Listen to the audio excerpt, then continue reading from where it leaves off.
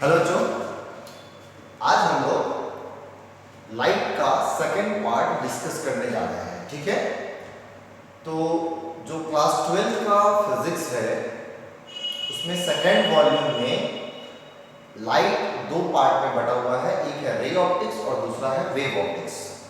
तो अभी तक हम लोग रे ऑप्टिक्स डिस्कस कर रहे थे और वो हमारा अब कंप्लीट हो चुका है और आज से हम लोग सेकंड पार्ट लाइट का स्टार्ट करने जा रहे हैं और उसका नाम है, उस चैप्टर का नाम है वेव ऑप्टिक्स। ठीक है बच्चों, तो ये हमारा चैप्टर है आज वेव ऑप्टिक्स। चलिए तो पहले स्टार्ट करते हैं वेव ऑप्टिक्स के इंट्रोडक्शन से। तो इंट्रोडक्शन में यही है कि इस चैप्टर में हम लोग लाइट के वेव नेचर के बारे में डिस्कस करने वाले हैं। ठीक है, किस नेचर के बारे में? Wave nature. जैसा कि आप सभी को पता है लाइट ड्यूअल नेचर शो करता है, एक पार्टिकल नेचर और दूसरा वेव नेचर। तो इस चैप्टर में हम लोग बेसिकली किसके बारे में बात करेंगे? वेव नेचर के बारे में डिस्कस करेंगे, लाइट के वेव नेचर के बारे में। अब आप लोग सबको पता है कि लाइट किस तरीके का वेव है, तो वो एक इलेक्ट्रोमैग्नेटिक वेव है। इलेक्ट्रोमैग्नेटिक वेव क्या है? इलेक्ट्रोमैग्नेटिक वेव ये हम लोग रे ऑप्टिक्स में स्टार्टिंग में ही डिस्कस कर चुके हैं इंट्रोडक्शन पार्ट में। तो इलेक्ट्रोमैग्नेटिक वेव एक ऐसा वेव है जिसमें क्या है? Electric field and magnetic field. And electromagnetic wave जो है वो किस नेचर का है? तो ये एक नॉन मैकेनिकल वेव है। कैसा है बच्चों? ये non mechanical wave.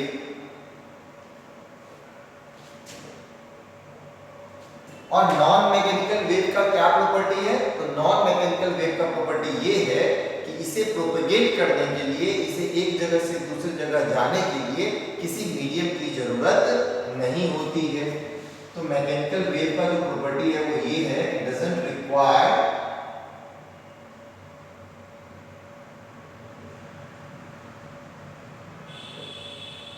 Any medium for its propagation.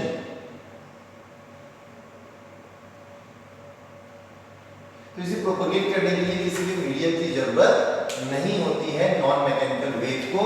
और लाइट जो है वो हमारा एक नॉन मैकेनिकल वेव है। चलो ठीक है, आगे बढ़ते हैं। तो इलेक्ट्रोमैग्नेटिक वेव में क्या है? इलेक्ट्रिक फील्ड है और मैग्नेटिक फील्ड है and both are perpendicular to each other. क्या है बात? Both are perpendicular to each other. ये सारा कुछ हम लोग रे ऑप्टिक्स के स्टार्टिंग में डिस्कस कर चुके हैं, बट फिर भी क्योंकि हम लोग वेव ऑप्टिक्स स्टार्ट कर रहे हैं तो थोड़ा सा लाइट किस टाइप का वेव है और जो भी टाइप है उसका, उसके बारे में एक बार रिवाइज कर लेना जरूरी है। वही काम हम लोग अभी कर रहे हैं। तो इलेक्ट्रोमैग्नेटिक वेव में क्या है? इलेक्ट्रिक फील्ड है, मैग्नेटिक फील्ड है, दोनों एक दूसरे के परपेंडिकुलर है। और जो प्रोपगेशन का डायरेक्शन है, मतलब वेव जो प्रोपगेट करेगा, आगे की तरफ जाएगा, उसका डायरेक्शन दोनों ही फील्ड के परपेंडिकुलर होगा। दोनों ही फील्ड मतलब कौन सा? इलेक्ट्रिक फील्ड और मैग्नेटिक फील्ड। तो नेक्स्ट पॉइंट क्या हम लिख सकते हैं? द डायरेक्शन ऑफ प्रोपगेशन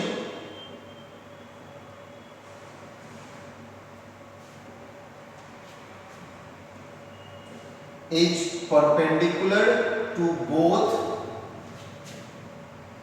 मतलब electric field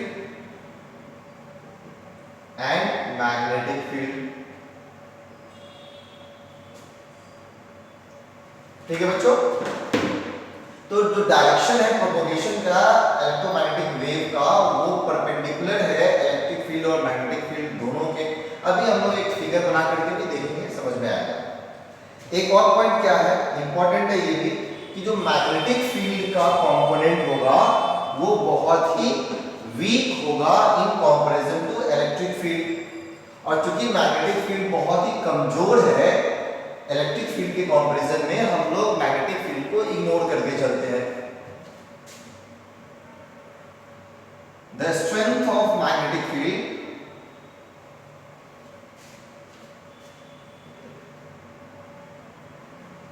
is very less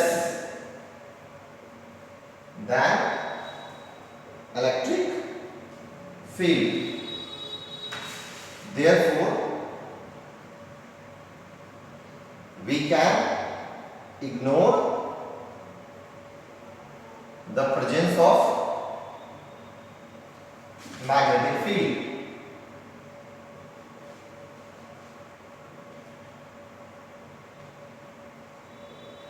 The presence of magnetic field in electromagnetic wave.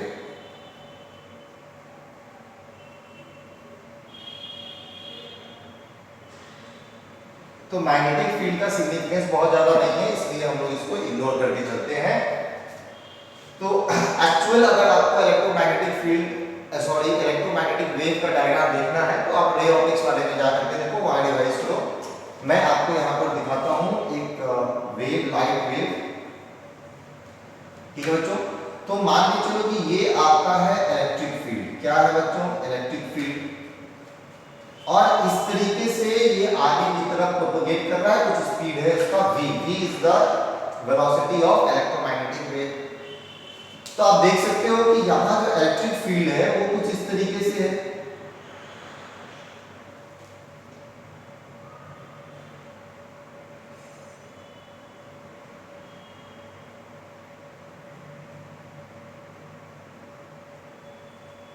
ये इलेक्ट्रिक फील्ड का डायरेक्शन है।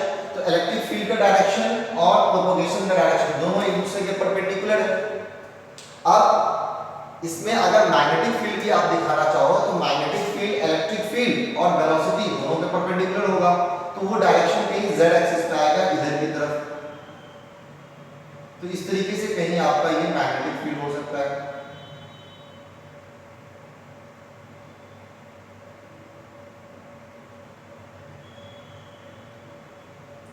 समझ रहे हो बच्चों?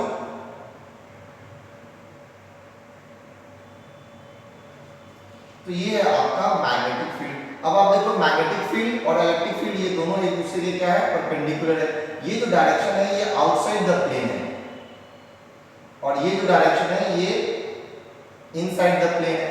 तो ये जो एंगल बनाया हुआ है इलेक्ट्रिक फील्ड से, वो कितने डिग्री का एंगल बनाएगा? 90 डिग्री का। तो इसको आप इस तरीके से समझो कि ये ब्लैक मार्कर आपका इलेक्ट्रिक फील्ड का डायरेक्शन है, ठीक है, देखो इस तरीके से। और ये ब्लू मार्कर आपका मैग्नेटिक फील्ड का डायरेक्शन है, ठीक है।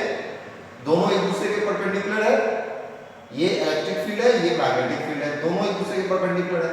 और ये जो वेव बना, ये वेव आगे की तरफ प्रोपगेट करेगा, मतलब ये जो रेड मार्कर है ये इसके प्रोपगेशन का डायरेक्शन है, मतलब तीनों एक दूसरे के परपेंडिकुलर है, ठीक है। तो ये एक बात हो गया।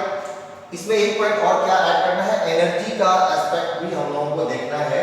तो चूंकि light is a form of energy, तो एनर्जी और लाइट जब एक जगह से दूसरी जगह जा रहा है, इसका मतलब कि एनर्जी भी एक जगह से दूसरी जगह ट्रांसफर हो रहा है। So what is the direction of propagation of energy? ठीक है, in electromagnetic wave the propagation of energy is in the direction of velocity of wave. तो चलो इस पॉइंट को भी अगर लिखना चाहते हो तो हम यहाँ पे लिख सकते हैं इस तरीके से।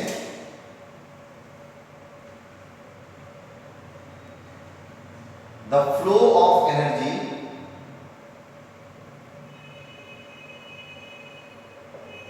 Is in the direction of propagation of wave.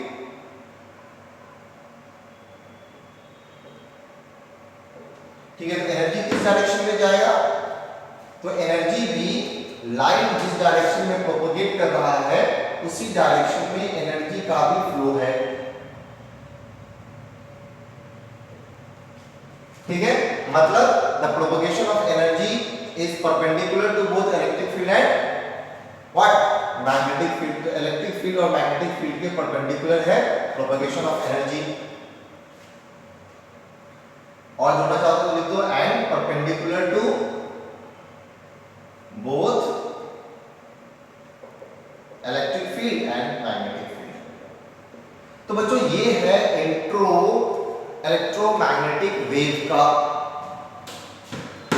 अब हम लोग फर्स्ट टॉपिक जो होगा इस चैप्टर का उसकी तरफ बढ़ते हैं और वो है हमारा वेव फ्रंट। तो अभी हम लोग डिस्कस करने वाले हैं वेव फ्रंट। तो बच्चों ये इंट्रोडक्शन पार्ट आप लोगों को समझ में आ गया, तो हम लोग आगे बढ़ते हैं।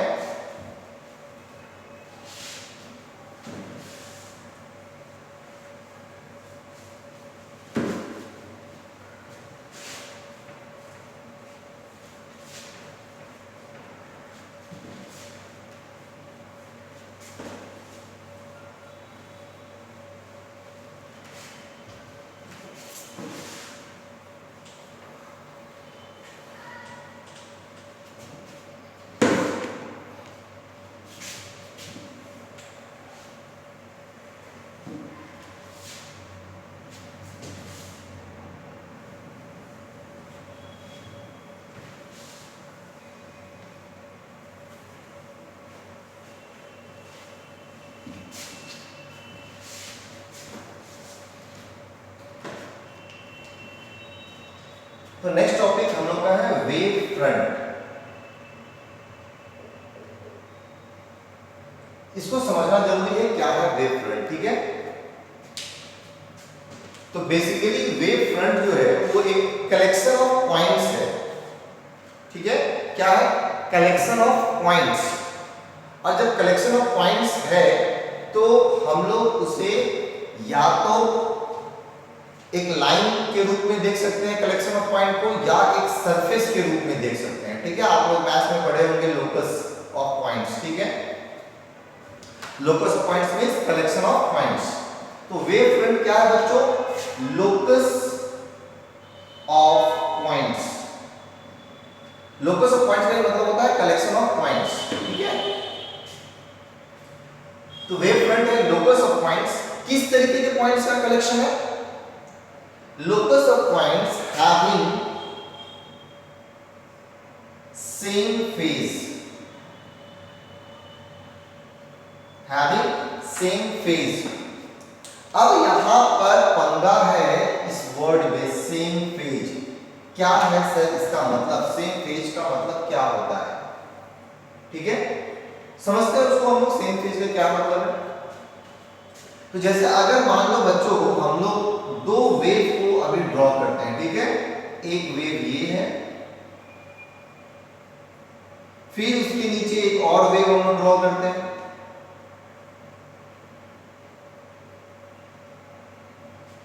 दो वेव हो गया, ठीक है। समझने के लिए एक और वेव ले लेते हैं। तो बच्चों स्टार्टिंग पॉइंट से अगर देखा जाए तो ये आपका स्टार्टिंग पॉइंट है, यहां पर ये स्टार्टिंग पॉइंट है, यहां पर ये स्टार्टिंग पॉइंट है ना। अब स्टार्टिंग पॉइंट से आपको कुछ डिस्टेंस जाना है और एक पॉइंट को पकड़ना है। इस वेव पे हमने इस पॉइंट को लिया, ये पॉइंट है मान लो P। इसी तरीके का एक पॉइंट आपको इस वेव पे भी लेना है जिसका कि सारा प्रॉपर्टी, सारा नेचर इससे मैच करता हो। वो पॉइंट यहां पे मिलेगा, ये पॉइंट है P, इसका नाम P1 दे दो, इसका नाम P2 दे दो। और सेम इसी तरीके का पॉइंट आपको इस वेव पे लेना है और ये पॉइंट यहां पर मिलेगा और ये पॉइंट है P3। So the points on wave that has same characteristics are called in same phase, are called in same phase. मतलब कि पॉइंट P1, P2, P3 इन तीनों पॉइंट्स का सारा कैरेक्टरिस्टिक्स सेम है, इसलिए हम लोग बोल सकते हैं कि P1, P2, P3 same phase में है।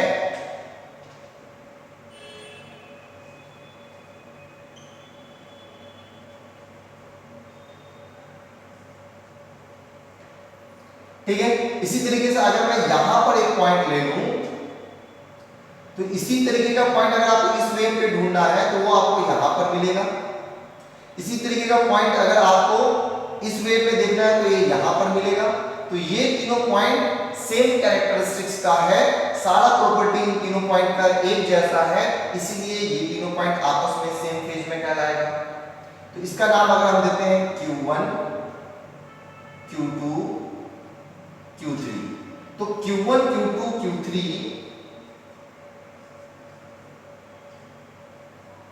Are in same phase.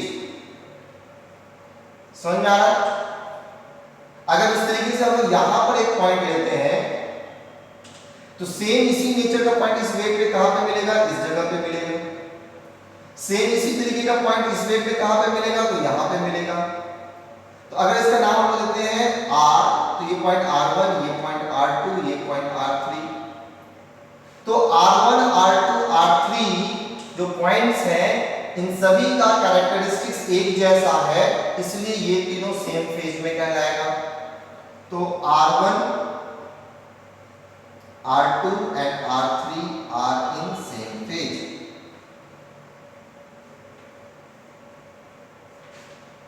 ठीक है? आप यहां पर भी पॉइंट ले लो एक, तो ये पॉइंट इसके जैसा ही सेम कैरेक्टरिस्टिक्स का पॉइंट इस वेव में कहां पर है? यहां पे है। इसी तरीके का सेम पॉइंट इस वेव में कहां पे है? तो यहां पे है। तो फिर ये तीनों पॉइंट जो है सो आपका सेम फेज में कहलाएगा। तो चलो इन तीनों पॉइंट्स का कुछ नाम देते हैं। तो इनका नाम देते हैं S1, S2 और S3। तो S1, S2, S3 जो है ये तीनों आपका सेम नेचर का है, सेम कैरेक्टरिस्टिक्स का है, इसलिए इसको हम लोग सेम फेज में बोल सकते हैं। तो S1, S2 and S3 are in same phase। तो बच्चों सेम फेज में होने का मतलब आप समझ पा रहे हैं क्या है? तो सेम फेज कहने का मतलब है all the characteristics of the wave at that point are same. ठीक है? तो सेम फेज का मतलब हो गया all the characteristics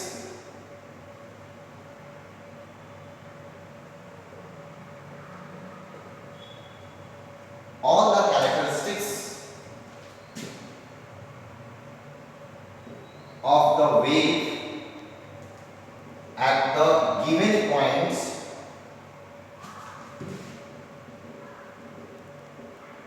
are same। ठीक है बच्चों? सो सेम फेज का मतलब आपको समझ में आ रहा है क्या है? All the characteristics of the wave at the given points are same. अगर कई सारे वेव है हमारे पास, उन सभी वेव में जो पॉइंट्स हमने सेलेक्ट किए हैं उन सभी पॉइंट्स का कैरेक्टरिस्टिक्स अगर सेम है तो हम लोग कहेंगे कि ये सेम फेज में है। ठीक है? अब देखो अगर हम लोग इन सभी पॉइंट्स को एक साथ कलेक्ट कर लें, क्या करना है?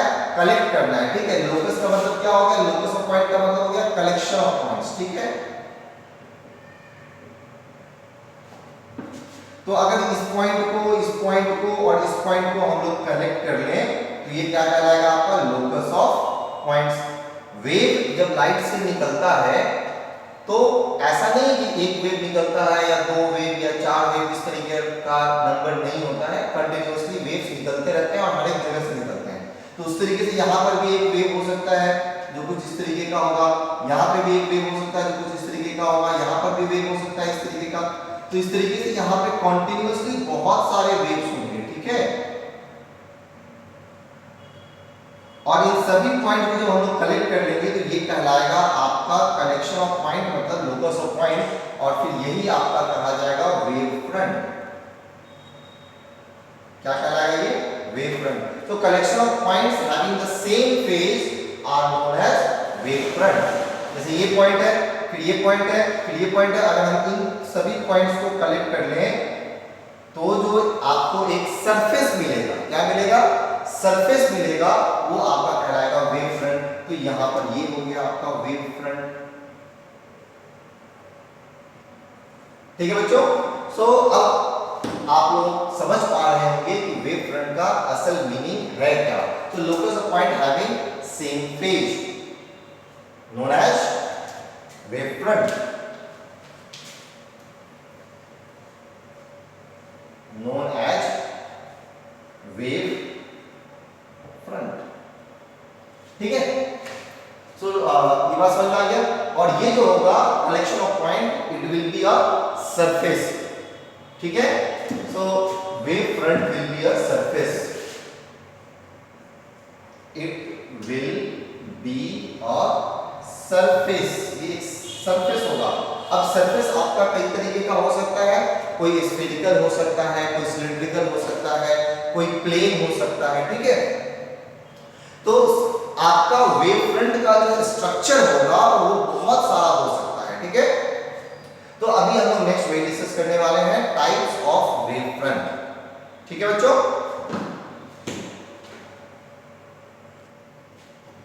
ठीक है बच्चों, तो हम लोग देखते हैं अभी टाइप्स ऑफ वेव फ्रंट, ठीक है। वैसे तो बहुत सारे टाइप्स हो सकते हैं वेव फ्रंट के, बट जो हम लोगों को डिस्कस करना है वो 3 है। एक है आपका स्फेरिकल वेव फ्रंट, दूसरा है सिलिंड्रिकल वेव फ्रंट, तीसरा है plane wave front.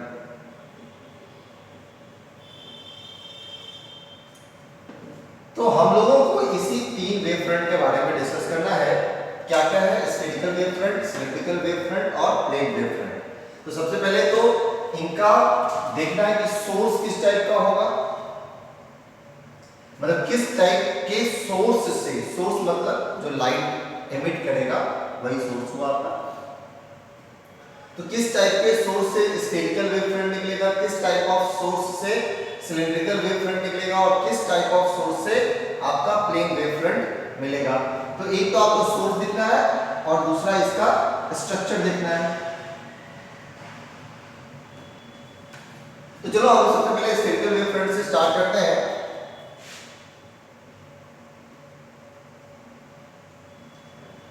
Spherical wave front जो है वो आपको मिलेगा किससे? तो ये मिलेगा आपका सोर्स होना चाहिए इसका पॉइंट सोर्स। पॉइंट सोर्स क्या हो सकता है? जस्ट लाइक अ बल्ब। तो बल्ब आपका एक पॉइंट सोर्स हो सकता है। अब अगर एक आप बल्ब जलाते हो कहीं पे इस तरीके से, तो ये बल्ब क्या करेगा? हर पॉसिबल डायरेक्शन में, मतलब 3 डायमेंशनल ये वेव को एमिट करेगा।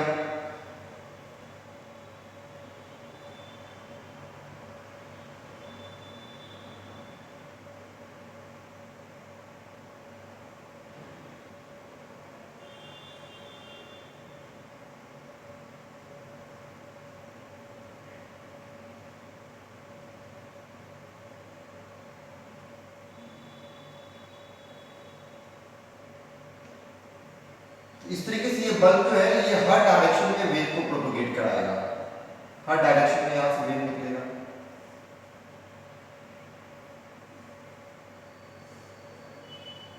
तो यही वेलोसिटी है और इसी डायरेक्शन में आपका एनर्जी भी है। इसी डायरेक्शन में वेलोसिटी है, इसी डायरेक्शन में एनर्जी है।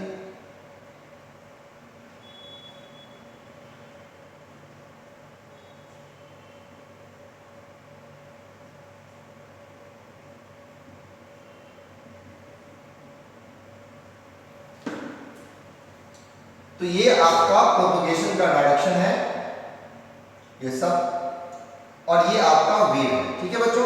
अब इसमें अगर आप सेम फेज कलेक्ट करने जाओगे तो ये पॉइंट मिलेगा, फिर आपको ये पॉइंट मिलेगा, फिर आपको ये पॉइंट मिलेगा, फिर ये पॉइंट मिलेगा, फिर ये पॉइंट मिलेगा, फिर ये पॉइंट मिलेगा, फिर ये पॉइंट मिलेगा। तो ये सभी सेम फेज में अगर हम इन सभी को एक साथ कलेक्ट कर लें तो जो आपको स्ट्रक्चर मिलेगा बच्चों, वो स्ट्रक्चर मिलेगा कैसा? आप बताओ। तो ये जो स्ट्रक्चर मिलेगा ये हम लोगों को बच्चों एक स्फेरिकल स्ट्रक्चर मिलेगा। कैसा स्ट्रक्चर मिलेगा? स्फेरिकल। तो ये आपका है वेव फ्रंट। ये क्या है?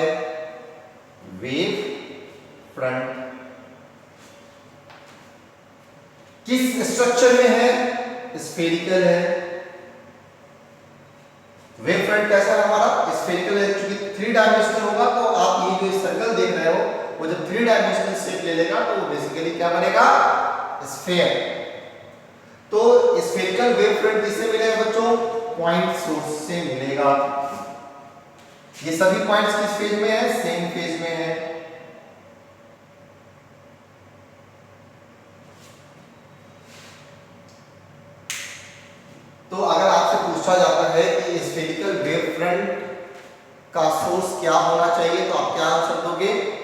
उसका आंसर होगा point source. Point source will अमिट स्फेरिकल वेव फ्रंट।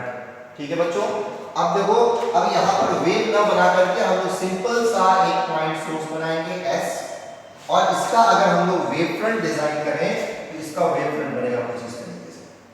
ये सुंदर सा फिगर आपका बनकर रेडी हो गया।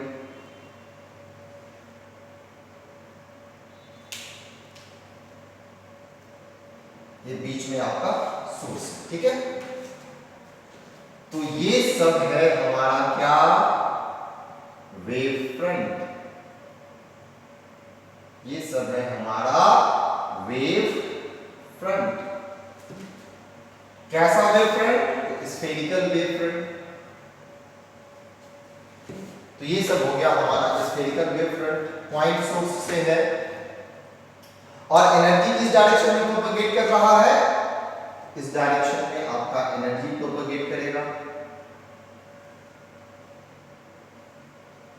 तो ये है आपका energy. So the direction of propagation of energy is perpendicular to the wave front. ये देखो, ये भी परपेंडिकुलर, यहाँ भी परपेंडिकुलर, यहाँ भी परपेंडिकुलर, यहाँ भी परपेंडिकुलर, यहाँ भी परपेंडिकुलर, यहाँ भी perpendicular. So the direction of propagation of energy is perpendicular to the wave front. इस पॉइंट को आप लोग स्टार मार्क करके लिखो। The direction of propagation of energy is perpendicular to the wave front। ठीक है बच्चों, तो ये था हमारा कौन सा wave front? Spherical wave front. Next हम लोग बढ़ते हैं सिलेंड्रिकल वेव फ्रंट के लिए। चलो बोर्ड को हम लोग साफ करेंगे।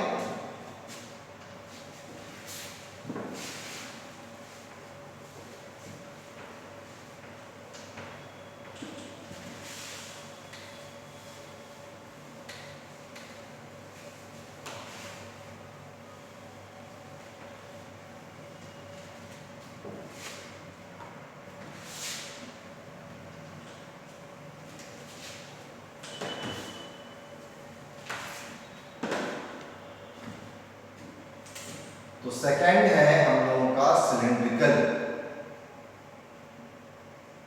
Wave front. Cylindrical wave front, तो बच्चों सिलेंड्रिकल वेव फ्रंट जो है वो आपको मिलेगा लाइन सोर्स से। कैसा सोर्स होना चाहिए? Line source. तो लाइन सोर्स का एग्जांपल क्या हो सकता है? तो लाइन सोर्स का एग्जांपल होगा ट्यूबलाइट।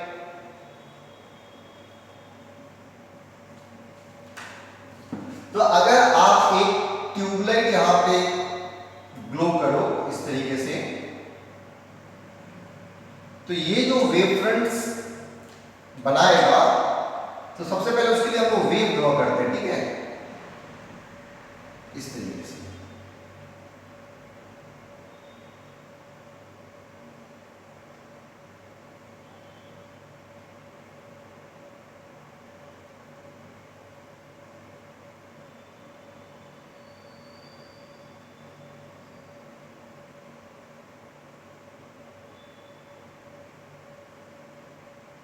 है ना? तो इस तरीके से वेव निकला। इसका प्रोपगेशन का डायरेक्शन क्या है भाई? तो ये इसके प्रोपगेशन का डायरेक्शन है, ये प्रोपगेशन का डायरेक्शन है, ये प्रोपगेशन का डायरेक्शन है, ये प्रोपगेशन का डायरेक्शन है। यहाँ पर ये इसके प्रोपगेशन का डायरेक्शन है, यहाँ पर ये है और यहाँ पर ये, ठीक है। जिस डायरेक्शन में वेलोसिटी है उसी डायरेक्शन में एनर्जी भी प्रोपगेट करेगा।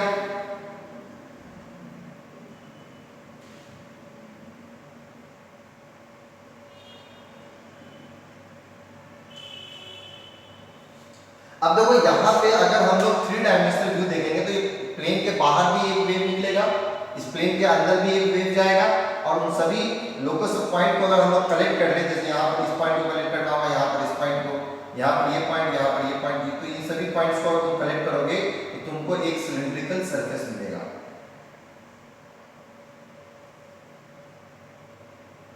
ये आपका कहलाएगा वेव फ्रंट। फिर नेक्स्ट आपको वेव फ्रंट मिलेगा यहां पर,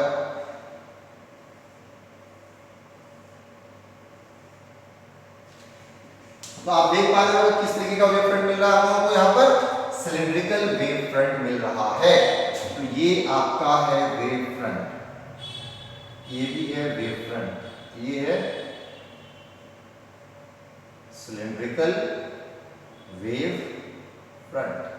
तो यहां पर तो वेव डिजाइन करके हम लोग रिप्रेजेंट करने का कोशिश कर रहे हैं, जिस कारण से थोड़ा सा फिगर कॉम्प्लेक्स लग रहा है, लेकिन अब आप लोग एक बहुत ही फ्रेश फिगर बनाओ। ये आपका है सोर्स और वेव फ्रंट अब आप लोग बनाओ, इस तरीके का वेव फ्रंट बनेगा, 3 डायमेंशनल व्यू में जाएगा।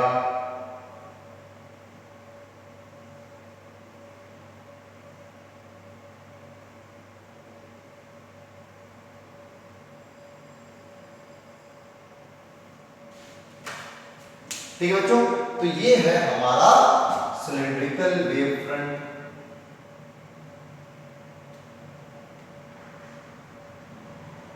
Cylindrical wave front.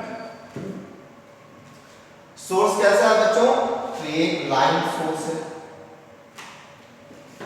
समझ में आ रहा है? दोनों हो गया, स्फेरिकल वेव फ्रंट हो गया, सिलिंड्रिकल वेव फ्रंट हो गया। अब आते हैं प्लेन वेव फ्रंट। ठीक है, अच्छा उसमें एनर्जी का प्रोपगेशन हम लोग रिप्रेजेंट नहीं किए हैं, तो अब एनर्जी का प्रोपगेशन भी आप लोग इसमें रिप्रेजेंट कर दो। तो ये डायरेक्शन होगा प्रोपगेशन ऑफ एनर्जी का, radially outward.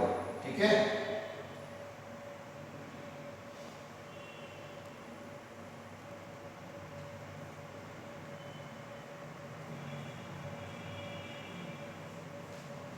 E stands for energy. ठीक है, यहाँ पे देखो जो एनर्जी का प्रोपगेशन है वो वेव फ्रंट के परपेंडिकुलर है। देखो यहाँ पे,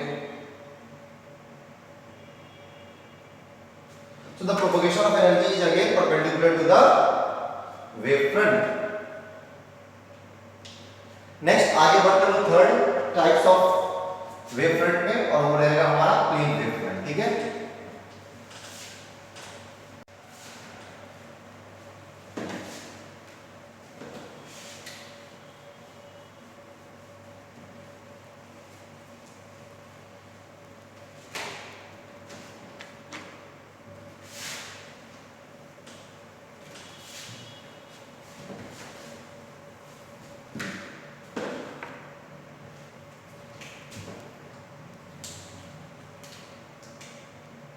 थर्ड है हमारा प्लेन वेव फ्रंट।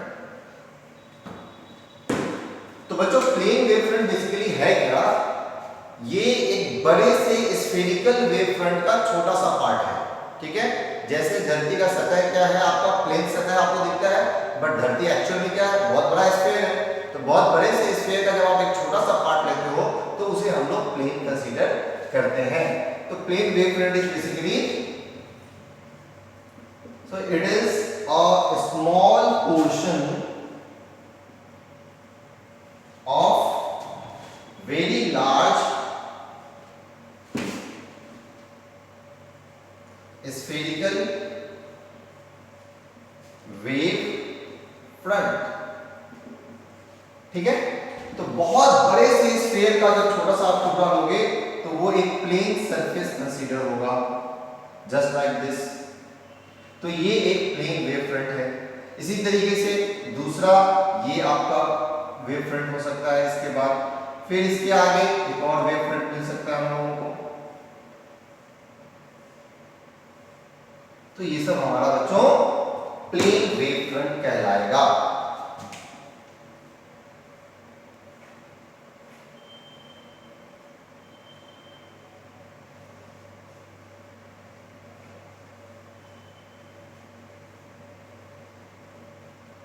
अब जैसा आपको पता है कि जो एनर्जी का प्रोपगेशन है वो वेव फ्रंट के परपेंडिकुलर होता है, तो यहां पर आप एनर्जी को इस तरीके से प्रोपगेट करते हुए दिखा सकते हैं।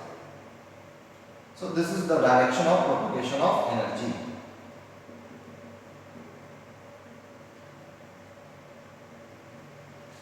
so that this will be perpendicular to the surface of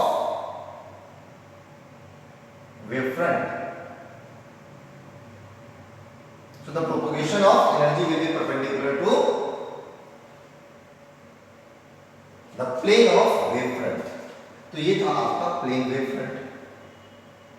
ठीक है बच्चों, तो उम्मीद है आप लोगों को आज का लेक्चर समझ में आया होगा। आज हम लोग इंट्रोडक्शन पार्ट देख रहे थे वेव ऑप्टिक्स का। सबसे पहले हम लोगों ने देखा कि लाइट किस तरीके का वेव है, इलेक्ट्रोमैग्नेटिक वेव। फिर इलेक्ट्रोमैग्नेटिक वेव का क्या प्रॉपर्टी है वो हम लोगों ने डिस्कस किया है। इसके बाद हम लोगों ने वेवफ्रंट डिस्कस किया है, वेवफ्रंट क्या है, उसका एक्चुअल मीनिंग क्या है, और फिर अभी हम लोगों ने देखा है टाइप्स ऑफ वेवफ्रंट। तो इस तरीके से तीनों वेवफ्रंट हम लोग डिस्कस कर चुके हैं, स्फेरिकल वेवफ्रंट, सिलिंड्रिकल वेवफ्रंट और प्लेन वेवफ्रंट। तो बच्चों आज के लिए इतना ही। नेक्स्ट क्लास में हम लोग हाइजेंस प्रिंसिपल देखने वाले हैं और उसके आगे का टॉपिक जो भी होगा वो डिस्कस करेंगे। तो आज के लिए इतना ही। Thank you very much.